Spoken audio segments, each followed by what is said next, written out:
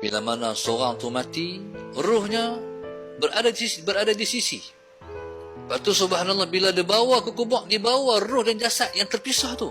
Maka ruh ni, kalau dia cinta pada Allah, dia rindu nak cepat balik. Kalau dia derhaka pada Allah, dia takut nak balik. Jadi bila kita masuk di alam sana, saat yang paling cemas ialah saat kita masuk kubur.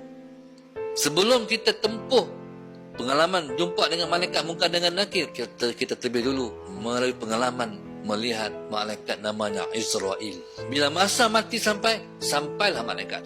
Bila mana seorang tu akan mati, dia akan rasa putus asa untuk hidup. Dia akan rasa macam kita nak demam, tak sedap badan ni. Orang mati pun sama. Waktu tu dia tak rasa dah nak hidup. Dia rasa aku mati dah hari ni. Kalau roh kita Allah nak selamatkan, Allah menangkan kita dengan godaan iblis dan syaitan.